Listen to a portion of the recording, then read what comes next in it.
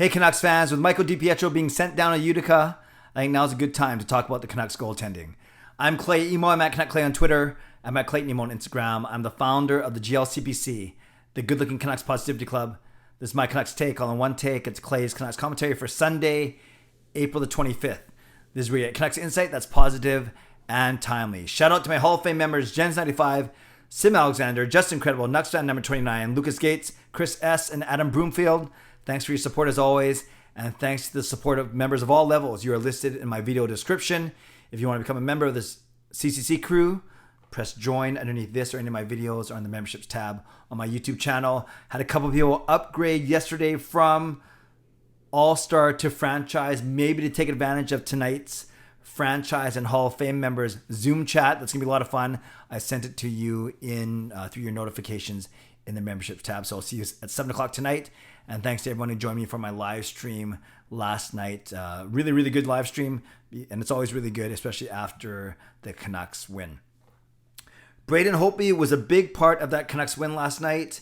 That 4-2 victory over the Ottawa Senators. The only 2 goals to beat him. One of them was kind of a battle with Colin White and Jake Virtanen. Still not sure how that went in, but it went off of Virtanen past Holtby. And the other one was a Dadonov shot deflecting off Meyer's stick past a surprise Holtby. So I'd say Holtby played very well, made all the stops he needed to make, and he's won his last 3 starts since coming out of COVID. The 2 against Toronto, and then last night's against Ottawa. So let's talk about the Canucks goaltending. Let's talk about Holtby and Demko, and then let's talk about DiPietro. So a lot of people on my live stream last night talked, well, should you ride Holtby now until he loses? Or does this mean that, Holtby's going to be taken by Seattle? So I think there's a lot of things that we can talk about. The biggest thing is, if the Canucks are to make the playoffs, and we know that there's a chance now with last night's win, with Montreal's loss. Check this out. The Canucks are 8 points behind with 5 games in hand. So again, 8 points behind with 5 games in hand. That means if they win outright in terms of number of games, they actually can finish ahead of Montreal and not have to worry about tiebreakers. When it comes to Calgary, they're only 4 points behind with 6 games in hand. So to me, even though Calgary is helping us by beating Montreal a lot, I don't worry about Calgary as a factor. It's Montreal is the team that we're going to have to catch. So again, 8 behind with 5 in hand. The Canucks are set up to do quite well. Before last night's game, I said they have to win 11 of their final 16, go 11-5. So they did that last night. They won the first one. So yes, I do believe they need to go 10-5, 9-5-1 at the bare minimum. But let's say 10-5. They got to win 2 out of every 3 to finish off the season to make the playoffs. And that's not out of the question. It's not a guarantee, but it's not out of the question. So that's what the Canucks have to do. And to do that, they are going to need both of their goaltenders to go. Now, yes, Holtby has won. I'm just pulling up the Canucks schedule right now. Holtby has won his past 3 starts, and Demko has lost his only game after coming out of COVID, that loss against Ottawa on Thursday night. But I'm not at all saying that Holtby has displaced Demko as the team's number 1. We're going to need both of these guys to go. You just look at this week's schedule. You got Monday in Ottawa, Wednesday in Ottawa, and then the very next night, Thursday in Toronto. So this game it'll be 3 games in 4 nights, Monday, Wednesday, and Thursday. But then you look in May, and then there's another back-to-back on the 3rd and the 4th against Edmonton, another back-to-back on 10th and 11th against Winnipeg. So there's at least, and then actually one back-to-back to end off the season against Calgary. It would be crazy if that helps us. That's going to determine if we get in the playoffs. So there are 4 sets of back-to-backs coming up in the next 3 weeks. So already we know, in 4 weeks, there's 4 weeks left. So already we know that there's opportunities for both goalies to play. And then after that, I think you do ride the hot hand a little bit, and you see. So I would go back to, you can go both ways. You can go Holtby on Wednesday night because on Monday night. I think you go Holtby on Monday night because he just defeated Ottawa on Saturday. It's that whole mental thing. And then when it gets to Wednesday, Thursday, depending on what happens on Monday night, you can go Holtby again, but then you play Demko against Toronto, or reverse it, and you can go Demko on Wednesday and then Holtby on Thursday, given that he's the one who beat Toronto twice on Sunday and Tuesday earlier this week. So there's a lot of ways you can go, but I'm not too worried about who's number 1, who's number 2, who's 1A, who's 1B. I worry now that both goalies are playing well. You can tell that Holtby has benefited with some extended time with Ian Clark. Thatcher Demko maybe wasn't even 100% ready when he came back on Thursday, but regardless, we know what he can do. I think you need both goalies going. And because both goalies look like they'll be able to get going, now you have Arthur Silovs on the taxi squad, then you can afford to send Mike DiPietro down to the farm. And finally, after a year, get him in some games. And I say this for a couple of reasons. By the way, I'll end off with Holtby in the expansion draft. So I say this for a couple of reasons.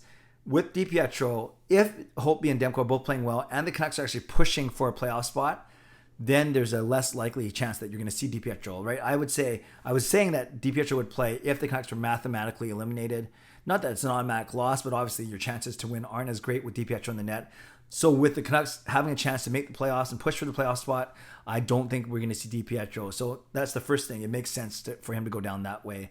More importantly, to get some games. Now you can worry and quibble and argue about maybe the Canucks mismanage his playing time this season, and you don't want a 21-year-old kid to have a lost season. So maybe, just maybe, he can get into some games with Utica before the season ends, and then at least it'll mitigate some of the supposed damage that's done to his development this season. So all in all, a good move. I think a lot of people would agree that, or would have hoped that this would have happened earlier, but at least he is going to Utica, and we expect him to get into games really, really soon. So good move for DiPietro, good move for the organization, and probably the catalyst for this was the fact that Holtby's playing well, and the Canucks overall will be indeed fighting for a playoff spot. Finally, a lot of people are asking about Holtby and expansion draft. Right from the start of the year, when I saw the contract, 2 years, $4 million a year cap hit, but it's backloaded to more cash next season. On one hand, you kind of want Seattle to take him to help us out a little bit. But on the other hand, it might make him less appealing to Seattle. And I've always said there are going to be a lot of really good goalies available in the expansion draft. A lot of teams have 2, sometimes even 3 goalies now that they've used this season. In fact, I think Vancouver's only one of a few teams that have only used 2 goalies this entire year in a COVID year. But yes, there are going to be a lot of good goalies available to Seattle in the expansion draft. That's number one. Holtby's contract situation is number 2. But if you had asked me in February or March, do you think Holtby will be picked by Seattle? I would have said no chance. But now, if it continues this strong play, it's like a catch-22. You kind of want to keep him next year because he's playing so well. He'll be perfect, competition, perfect complement to Thatcher Demko.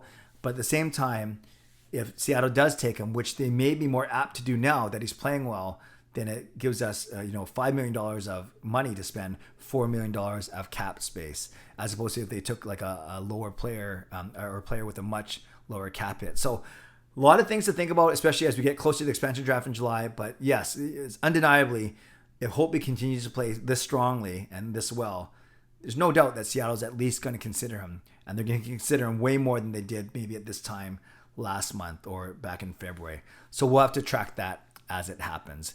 But all in all, I'm in a good mood. I hope you are as well. The Canucks winners of 3 of the last 4, 8 points back on Montreal with 5 games in hand. It is doable. Let's see what happens on Monday night. Speaking of Monday night, I will do a post-game live stream at around 7 or 7:15. Not go too long, maybe about 45 minutes, and then rest up a bit, study a bit, and then come on with Parker for Canucks After Dark Monday night at 10 p.m. So I'd love to know your comments on this goaltending situation. What do you think about Holtby's game? How much would you play him going forward? I see it close to being, 15 games left. It might be a 50-50 split, 8-7 or 9-6, but whatever it is, it won't be as lopsided as, 12-5 or 14-3 or whatever. So I do think that it'll be close to 50% split going down the stretch, and we should. That ensures both of them are fresh. The team won't play any differently in front of either of the 2 guys, and gives us the best chance to make the playoffs indeed. And let me know what you think about DiPietro's, about sending him to Utica, and were you upset that it's taken so long to do so? Leave a comment. I will read, react, and reply as always. Subscribe if you like to. Like this video if you like to. Become a member of this channel if you like to. Hall of Fame and franchise members, I'll see you at 7 p.m. tonight for my Zoom call. Stay safe, stay healthy, take care of yourselves, and take care of each other. Have a great night. No, have a great day. Then you have a great night. God bless, and go Canucks go.